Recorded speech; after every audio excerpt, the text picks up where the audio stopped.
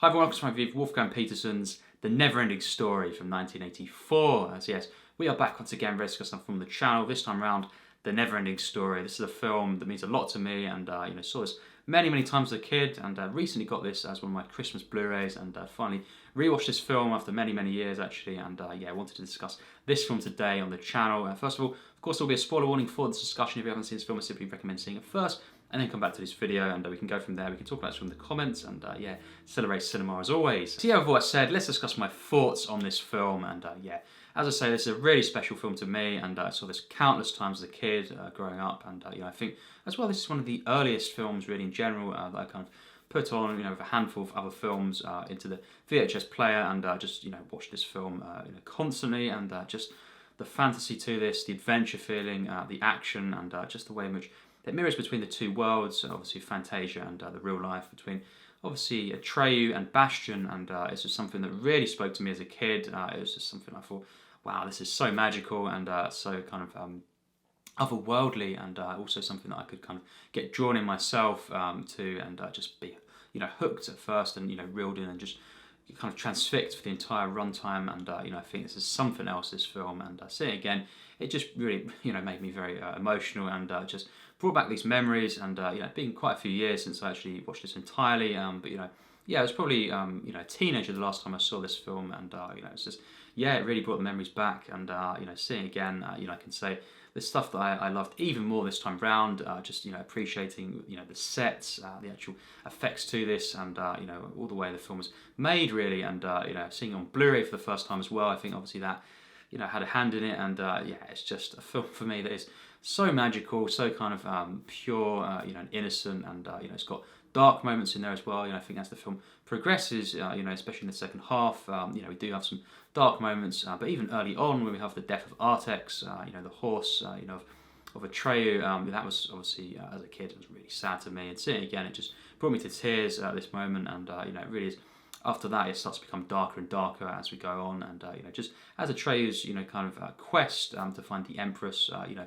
continues, it does become darker, but I think the way the film is set up, it's just so perfect at times, just that kind of pure, simple kind of world building here, and we have obviously Bastian at the beginning, kind of he's being bullied at school, and he's not the happiest of kids, and he does obviously find kind of solace in reading books, fantasy books especially, and of course he goes to this bookshop, and is hiding out from the bullies. But as he goes into the bookstore, of course, as we know, he kind of meets the owner of the store, and essentially he's kind of reading this book, and Bastian's kind of goes in, of course, and the owner is at first kind of thinking that Bastian is not someone who reads proper books, according to him, and all these kind of different books. He's just kind of someone who's not an avid reader in that sense, and then of course he is surprised when Bastian kind of talks to him, and he learns more about him, and then he kind of he essentially warns Bastian from reading the book that he's reading, The Never-Ending Story, and kind of says against it, and he's not ready for it and all this, and in a sense it seems like it is to kind of get Bastian more interested in reading this, something that perhaps he shouldn't be reading, and kind of just he's really curious, and then he does actually take the book when of course the owner isn't looking, and when the owner kind of comes out and he kind of sees and realises, he actually smiles, and it's that kind of great moment there. We never see that bookstore owner again, even though it's quite a pivotal moment in the film, and I think I understand that. I think it's just great to kind of leave it on that note, and that's enough. And it's kind of the owner, is kind of he's piqued the interest himself. He's kind of allowed Bastian to be inspired more about reading this book, and he kind of takes it in. Essentially, it's kind of like he's predicting what's kind of going to happen there with the book, and with Bastian, and I think it's something that's so well done, and it's just it really is a magical moment, and then. Bastian goes to school, he's late, and he goes into one of the rooms there in the attic, and basically hides out, kind of over the course of the day and night, in, as we know, the school there still, while everyone goes away as well, and goes home, he kind of stays there and continues to read the book, and over the course of this whole kind of day and night, kind of all the storms coming in, and Bastian is just kind of in there, kind of in one of the rooms, hiding out with no one else there, just kind of reading this fantasy book. And the more Bastian, of course, reads the book, and we learn more about this story, and we kind of just experience this narrative with Atreyu, this kind of story of a young warrior. I think it's really cool because Bastian is kind of drawn in more, and he's kind of becomes part of the story himself, and in the end, as we know, he's the one that's kind of responsible for saving Fantasia. And I think it's just so great the way that the fantasy kind of blends with Bastian's reality, of the book, and becomes part of the same thing really, and it's just absolutely stunning the way this is done. But yeah, this setup is so well done, as I say, and I think Barret Oliver as well in the film, as Bastian, I feel he was great, and just a really great performance here, full of kind of energy, charisma, and also just a kind of natural sense of curiosity, and I think just intrigue and a sense of wonder to the character, and I think just the way as well, we start off with him and his father, we learn that his mother has passed away, and his father's kind of quite, kind of stern and, quite harsh on him, you could say, and, it's just the two of them though. And I always remember the opening kind of having, just a kind of interesting effect on me, and I kind of was drawn for some reason to the orange juice as well that the Bastian's drinking, and just the whole kind of quiet, kind of somber feeling of that, and contrasted with the rest of the film, which is just such a kind of fun, magical adventure, of course, and, I think it has got its dark moments, as we know, but this is just such a kind of uplifting film, and I think just the way it starts off with a kind of, you could say, kind of humble beginnings with Bastian, and it's kind of a bit more kind of low key though, and it's just great because we have that, and then when we go into the actual fantasy lands of Fantasia, it has more of an effect, just in the context of this narrative, and with Bastian as a character. And one of the things I absolutely love about the film from the get-go is the score, obviously, and the song, the title theme, by, of course, Lamar, performed by him, and composed by Giorgio Moroder, and this is something truly legendary, and I think the way it opens up with just the clouds and the atmosphere there, and the kind of tone is set so well, just that kind of sense of wonder as well, and just creeping in there, and just the way in which the song starts out with the kind of the kind of breeze, the wind and all the clouds, kind of this sound effect there, and then it kind of slowly creeps in the actual song there, and just the way the titles are done, and the timing, of course, and just that music and that song there, I think it's just one of my favourites personally, all-time favourites, and by Lamar, and I think it's just so great, and it's kind of once again plays, as we know, at the end of the film, as the film comes to a close, and it just sets up the film so well. But when that came on, just seeing it again, and the way the titles came in there, it brought me to tears, and just all the memories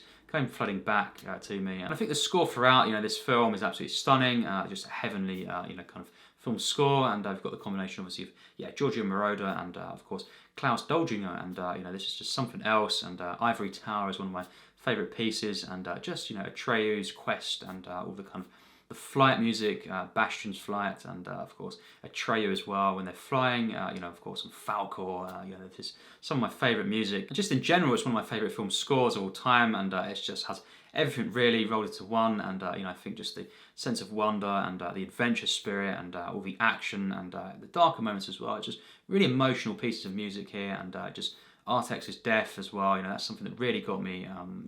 as a kid, and it happens quite early on, actually, in the film, in the first kind of 40 minutes. And I think we start out Atreyu's quest, and we learn, the kind of his actual mission, what he's meant to do in the film. That was so well done, and just the sense of wonder, all the kind of world building here, and the different characters of the world, and just really, kind of out there kind of moments, fantastical moments. Before that, we have different, kind of characters like Rockbiter, and he's really cute, one of my favourite characters in this film. And when we actually get Atreyu, the main protagonist of this story, being introduced, obviously Noah Hathaway performing Atreyu, and he's so great in this film as well, and just the sense of wonder to that, kind of introduction, and just after he learns what he's meant to do, kind of find this cure, of course, and to actually save, of course, the Empress, and kind of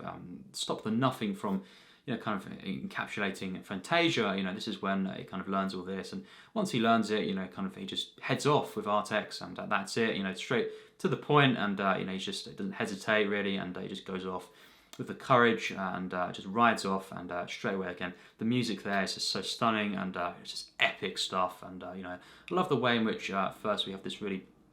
kind of peaceful part of the film, and then it does, obviously, as we know, become darker as we go throughout the adventure, but it's just full of magic throughout, and just kind of uplifting moments, moments of hope and inspiration, and I think cutting back to Bastian as well, it's just so well done, and I think going back to him, in the attic, and the storm kind of builds and builds, in his kind of world, while Fantasia, kind of, becoming more encapsulated by the Nothing, and the Nothing is spreading, this kind of darkness, of course, shrouding the land, and as it kind of spreads, the storm obviously in Bastian's world kind of picks up, and things get more intense, throughout the narrative, and the emotions, kind of more heightened, and I think it's just so well done, and I love just the way the film is shot and edited. This film is just so stunning, and just the colours to this, it's just so fantastical, and I just think natural as well at times, but it has that heightened effect. There's just so many different characters and creatures that kind of met in the film, and kind of we experience, and just kind of as we go through the adventure, kind of in a very gradual way, patient build up. There's forms of sadness as well earlier on. That's really great, and as well Falkor, of course, we've mentioned this mythical dragon-like character, and definitely one of my favourite kind of fantasy characters of all time, and I think just seeing the way this film looks, and once again, just being reminded of the kind of creatures, the designs, the effects,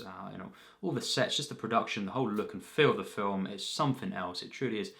unbelievable, kind of mastery, of effects in this film, and I think just Falkor, it's just so kind of mythical, and even just the way Falkor is done, the comedy to the character actually, it just makes it even more kind of believable, and something you can get even more invested in, and just the way in which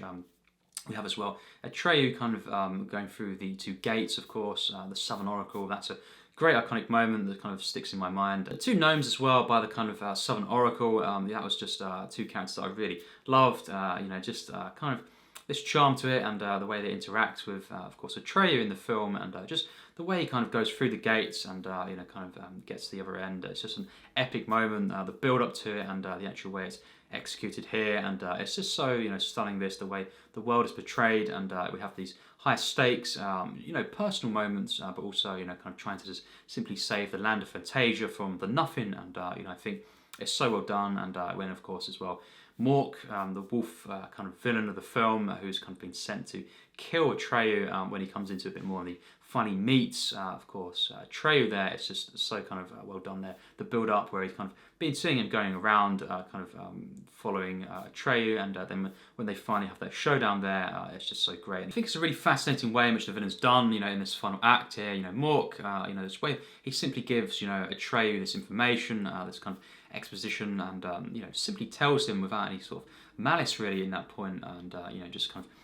we learn, of course, that Fantasia is the representation of humanity's imagination, and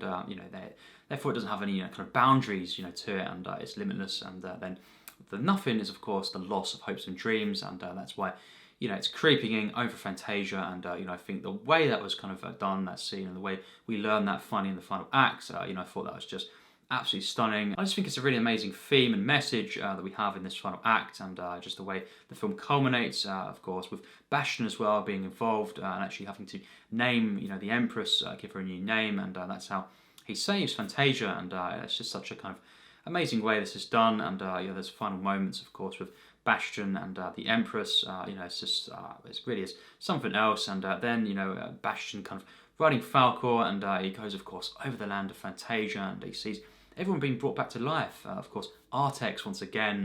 does live, and that's something that as a kid, it really made me so happy to see the horse being back again, and he didn't die obviously, and he was kind of resurrected in that sense. Bastian kind of just flying on Falkor, around, and when he sees Artax and Atreyu, and they kind of stop and they wave to Bastian, it's just such a kind of uplifting moment, and just the music once again there, the flight music, and seeing all the different characters in the world of Fantasia, and just it being restored back to normal, to this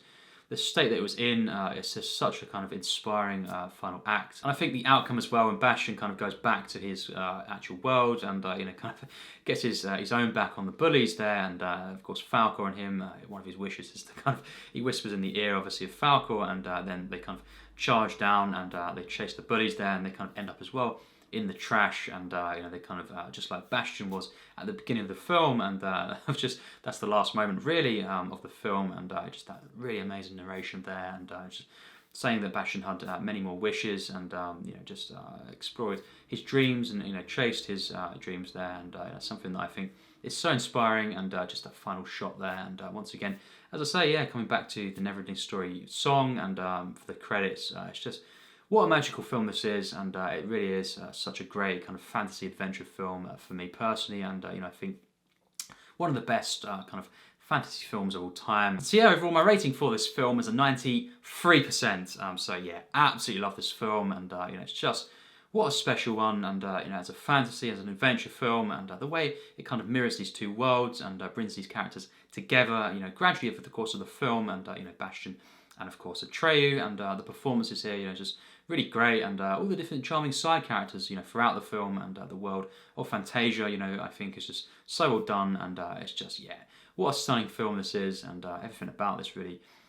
visually, you know, and the score, of course, you know, is absolutely masterful, and you know, I think just the way in which the film culminates as well, it's so satisfying, and you know, I think as well the kind of way the film started out, you know, is really great as well. And as I say, the way in which Bastian kind of simply goes to the attic of the school and you know, reads this book, and he's transported to this world, and you know, he kind of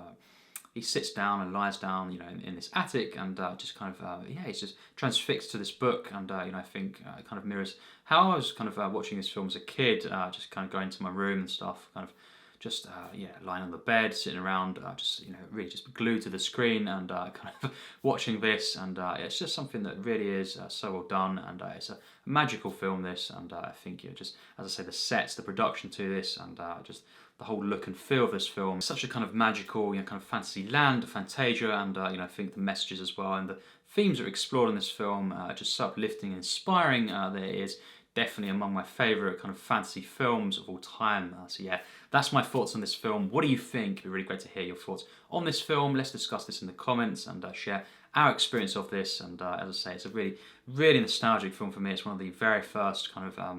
you know, one of the, you know, very first films that I saw really on my own over and over, and it's just something that I became completely obsessed with. And yeah, it's just something I've been meaning to pick up on Blu-ray for many, many years, and finally got around to it, and it's something I just refused to kind of watch, you know, any other way for the first time. Obviously, you know, after seeing, you know, seeing this for many, many years, so that's why it took so long to see this again. But finally seeing it, you know, rewatching this film, it was such a great experience, and you know, really, it brought me a lot of emotion and joy and nostalgia, of course, as well. And it's just such a great film for me, and it would be a real pleasure and, you know, kind of a really cool thing to discuss this film in the comments. So yeah, as always, take care, and thanks for watching.